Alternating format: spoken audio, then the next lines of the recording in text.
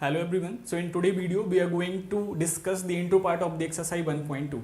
So in this intro part we are going to discuss the fundamental theorem of the arithmetic. So what do you understand by the fundamental theorem of arithmetics?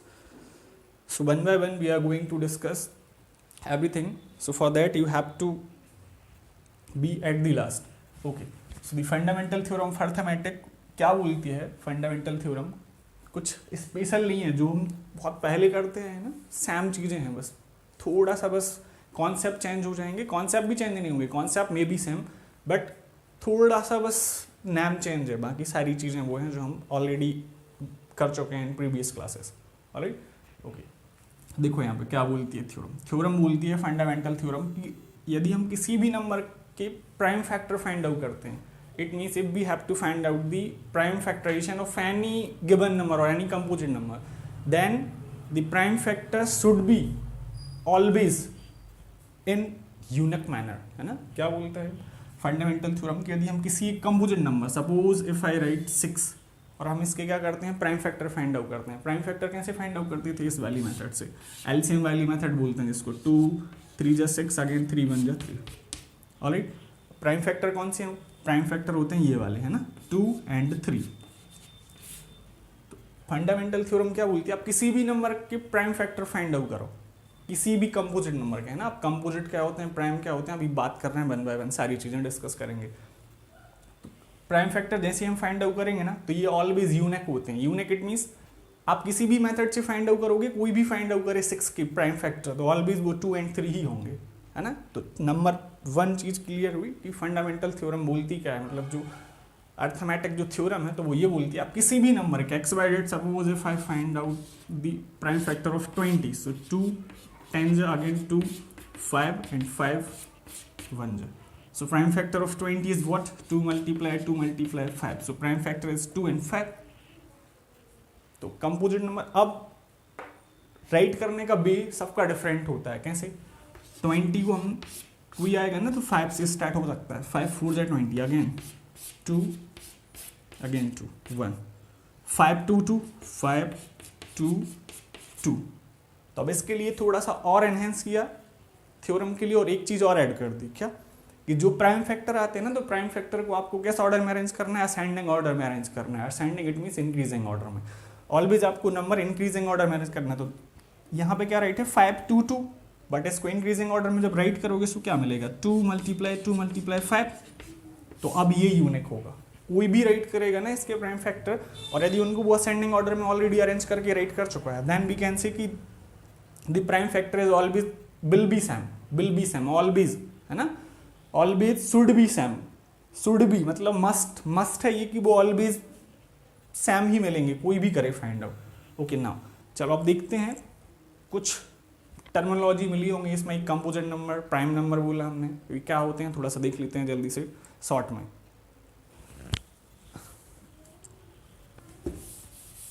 Prime number और composite number की बात कर लेते हैं, तो आपको theorem थोड़ी सी और अच्छे से क्लियर हो जाएगी कि थ्योरम बोलती क्या है. प्राइम नंबर क्या होते हैं? प्राइम नंबर तो हम क्या बोलते हैं? All the number greater than 1 that is divisible by 1 और बाय नंबर इटसेल्फ, है ना. ऐसे सारे नंबर जो ओनली 1 से डिवाइड होते हैं और वो नंबर से ही डिवाइड होते हैं जो नंबर गिवन है, तो वो प्राइम नंबर होते हैं. Like 2 3 5 7 11 13 and so on. ये सारे नंबर क्या हैं? प्राइम नंबर हैं. प्राइम नंबर क्यों है? क्योंकि प्राइम नंबर वो नंबर होते हैं जो या तो 1 से डिवाइड होते हैं और फिर किससे डिवाइड होते हैं? वो खुद से ही डिवाइड होते हैं, है ना. तो जैसे 2 है तो 2 किसी से डिवाइड नहीं होगा, या तो 1 से होगा, इधर फिर ये खुद से ही डिवाइड होगा, 2 से डिवाइड होगा, है ना. तो जिनके फैक्टर ओनली 2 होते हैं, हम सिंपल सी लैंग्वेज में यदि बात करें तो हम बोल सकते हैं they have the only 2 factor, that is 1 and another is number itself, है ना. एक 1 होगा और दूसरा कौन होगा? वो नंबर. जैसे 1 2 है तो 2 का फैक्टर एक तो 1 होता है और 2 खुद होता है. तो प्राइम है. 3 अगेन प्राइम है. 5 अगेन.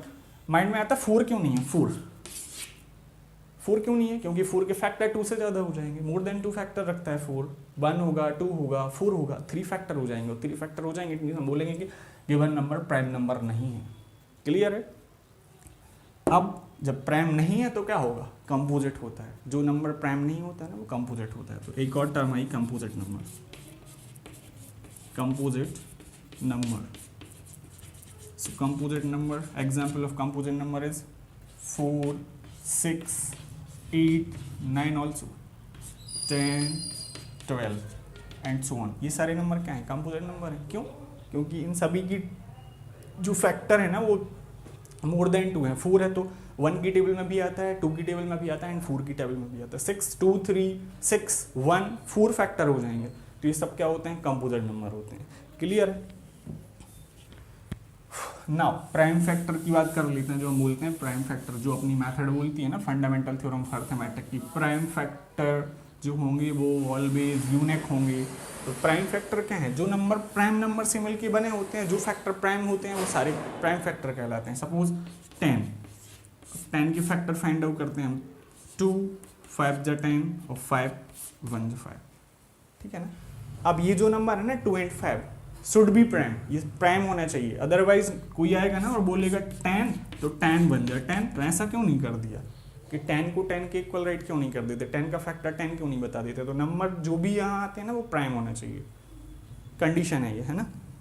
चलो, तो प्राइम नंबर हो गया, कंपोजिट नंबर, प्राइम फैक्टराइजेशन। अब हम देखते हैं थोड़ा सा इस थ्योरम पे बेस्ड क्वेश्चन गिवन है कुछ आपके एक्सरसाइज में, तो वो डिस्कस कर लेते हैं।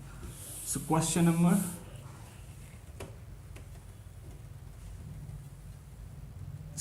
क्वेश्चन नहीं है, एग्जाम्पल 5 है ना, एग्जाम्पल 5 क्या बोल रहे हैं, consider the number 4 raised to the power n, consider the number 4 raised to the power n where n is a natural number, check whether there is any value of n for which 4 raised to the power n end with the digits 0। Alright, बोल रहा है कि कोई number है 4 raised to the power n, consider कर लो, और बोल रहा है कि क्या इस n की वैल्यू, n कुछ भी हो सकता है, n में भी एनी नेचुरल नंबर, और जब हम n की वैल्यू यहाँ पे पुट करेंगे तो बोल रहा है क्या ऐसा कोई नंबर आएगा कि जिसके लास्ट में, मतलब इसका जो आंसर आएगा तो क्या लास्ट में 0 मिलेगा, ये हमें चेक करना है ना। तो चलो करते हैं ट्राई।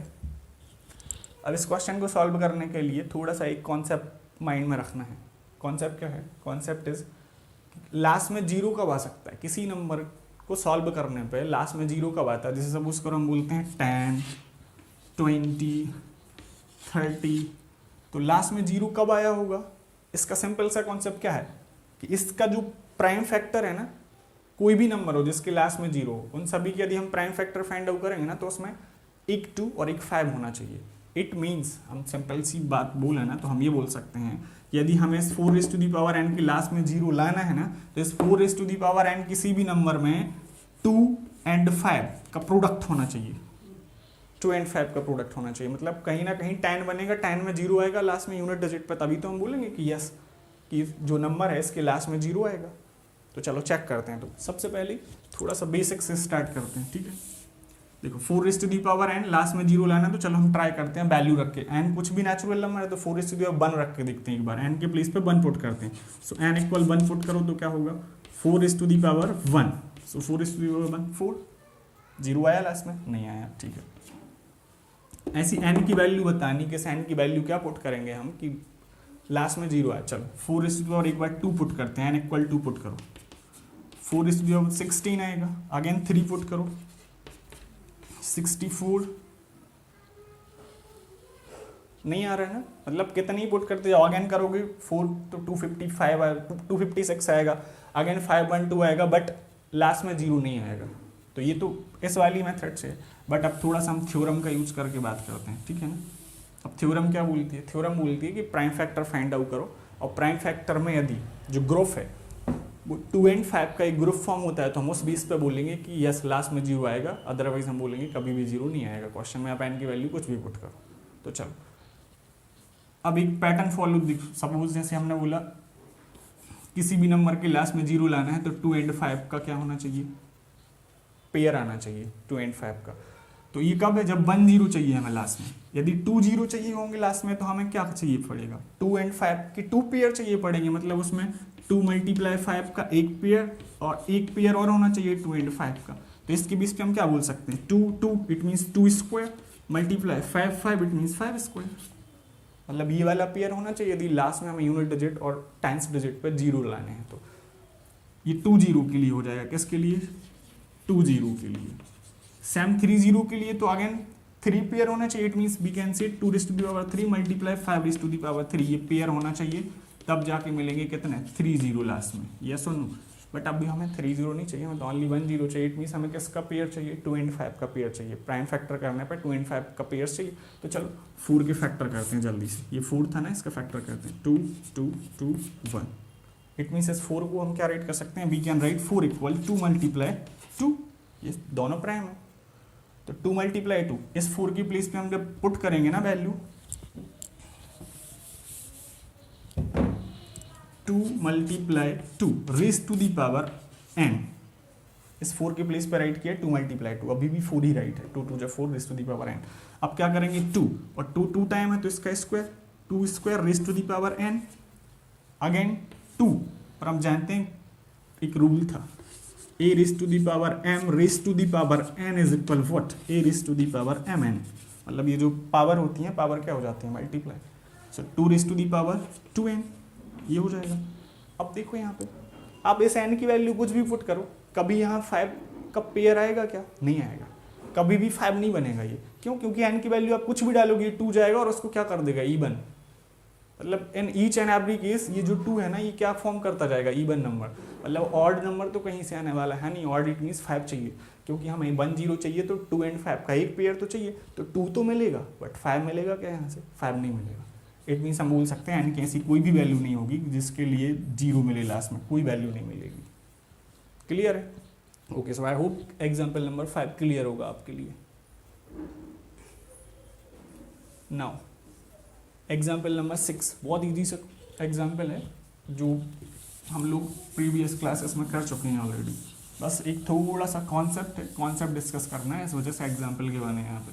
तो चलो पहले हम एग्जाम्पल लिखते हैं, फिर कॉन्सेप्ट की बात करेंगे। Example number 6, find the LCM and HCF of 6 and 20 by the prime factorisation method. LCM and HCF find out करना है। क्या फाइंड आउट करा रहा है आप लोगों से? 10th क्लास में आके बोल रहा है एलसीएम एचसीएफ फाइंड आउट करो। बहुत सिंपल सी बात है ना यार। एलसीएम एचसीएफ फाइंड आउट करना है किसका? 6 and 20, okay, by the prime factorisation method. तो हम पहले से वही करते आ रहे हैं, अगेन से एक बार रिवाइज कर लेते हैं। चलो 6 and 20 का क्या करना है? एलसीएम। तो फर्स्ट ऑफ ऑल हम एलसीएम फाइंड आउट करते हैं, देन एचसीएफ करेंगे। तो चलो एलसीएम निकालते हैं। एलसीएम इज इक्वल, कैसे निकालते थे? यहाँ 6 राइट करते थे, यहाँ पर 20 राइट करते थे, उनकी प्राइम फैक्टर फाइंड आउट कर लो जल्दी से। कितना आएगा? 2 3 जा 6 और 2 10 जा, अगेन 2 से 3 5, अगेन 3 से 1 5, अगेन 5 से। सो 1 and 1 और 1 और 1 तो बन गया है ना। बस एलसीएम कितना आ जाएगा? इन सभी का मल्टीप्लाई कर दो। So LCM is equal 2 multiply 2 multiply 3 multiply 5। So 2 2 जा 4, 3 जा 12, 12 5 जा 60। So answer is 60। एक मेथड बस, बट इस मेथड को फॉलो नहीं करना है, मेथड दूसरी मेथड को फॉलो करना है अपने सिलेबस के अकॉर्डिंग। 6, तो पहले 6 के क्या करना है? प्राइम फैक्टर फाइंड आउट कर लो। तो चलो 6 के प्राइम फैक्टर फाइंड आउट करो। सो 2 3 जा 6, क्लियर। सेम यहाँ पर 20 के फाइंड आउट करो। 2 10 जा 20, 2 5 जा। अब क्या करना है? दोनों की फैक्टर जो प्राइम फैक्टर है उनको राइट कर लो। 6 इक्वल क्या राइट करेंगे? 2 मल्टीप्लाई 3 एंड 20 इक्वल क्या राइट करेंगे? 2 मल्टीप्लाई 5। ये राइट कर लिए। अब क्या करते हैं हम एलसीएम के लिए?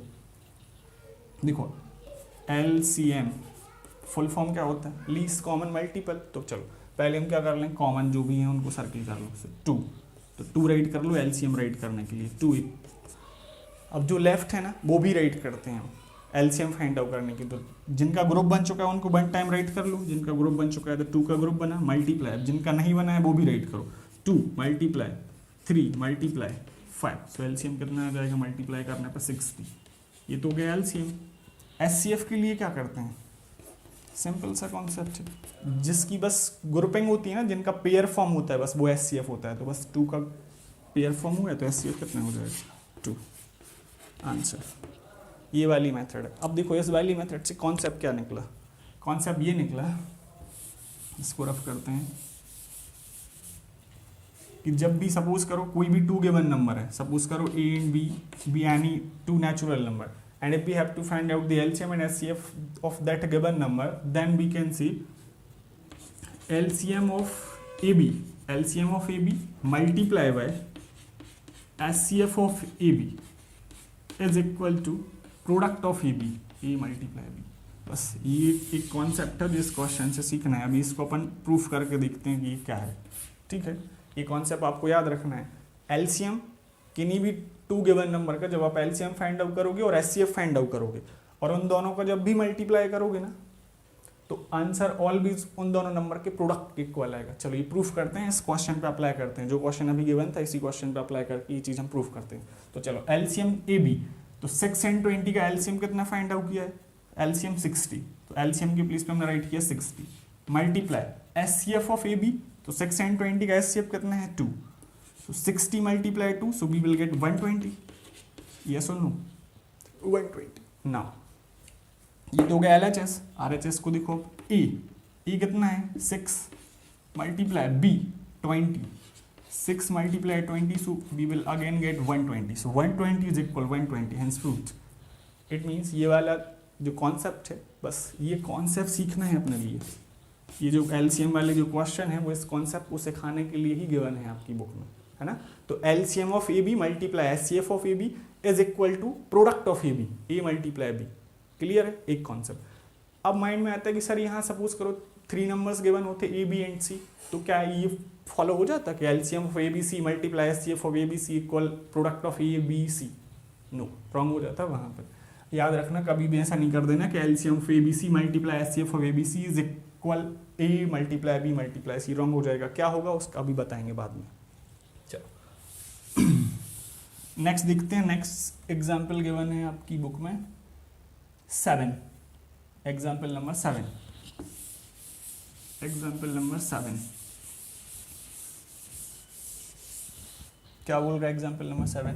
Find the HCF of 96 and 404 by the prime factorisation method, hence find their LCM. Alright, HCF find out करना है किसका, 96 and 404। एचसीएफ फाइंड आउट करो बोल रहे हैं, एचसीएफ, और एलसीएम भी फाइंड आउट करना है, बट एचसीएफ तो फाइंड आउट करना है प्राइम फैक्टराइजेशन मेथड से, और एलसीएम बोल रहा है कि आप सेकंड वाली मेथड अप्लाई करो, मतलब प्राइम फैक्टराइजेशन मेथड से नहीं फॉलो करना है आपको। और एलसीएम जो भी फाइंड आउट करना है वो जो भी हमने एक फॉर्मूला देखा ना, LCM multiply HCF equal the product of the number, उस फाइल से। तो चलो ट्राई करते हैं, सिंपल सा है। तो फर्स्ट ऑफ ऑल क्या करना है, एचसीएफ फाइंड आउट करना है, तो हमें क्या करना पड़ेगा, 96 and 404 के क्या करने पड़ेंगे, प्राइम फैक्टर। तो चलो करते हैं प्राइम फैक्टर। तो 96 2 4 जा 2 8 जा, अगेन 2 से 2 4, अगेन 2 से 1 2। यहाँ टाइम वेस्ट नहीं कर रहे हैं क्योंकि ये चीज़ आपको ऑलरेडी आती है और आनी चाहिए, 10th स्टैंडर्ड में है ना आप लोग। 404 400 और थोड़ा सा यहाँ राइट कर लो, 404 2 2 0 2, अगेन 2 2 1 जा 0 1, 101 अब खुद एक प्राइम फैक्टर प्राइम नंबर है तो बस 1 सीधा सा, ठीक है ना। तो 96 की इक्वल हम क्या राइट करेंगे, यहाँ पर राइट करेंगे 96 equal 2 multiply 2 multiply 2 multiply 2 multiply 2 multiply 3 and 404 equal 2 multiply 2 multiply 101। HCF find out करने के लिए क्या करना है, सिंपल सा है, पेयर फॉर्म करना है। पेयर जल्दी से पेयर फॉर्म करो। तो एक देखो ये 2 वाला एक 1 पेयर एंड ये सेकंड पेयर, और कुछ हो रहा है, no. So HCF is what, HCF is 2 multiply 2, मतलब ये जो पेयर है ना इनका मल्टीप्लाई कर देते हैं, 2 मल्टीप्लाई 2 सो इज 4। एचसीएफ तो आ गया 4।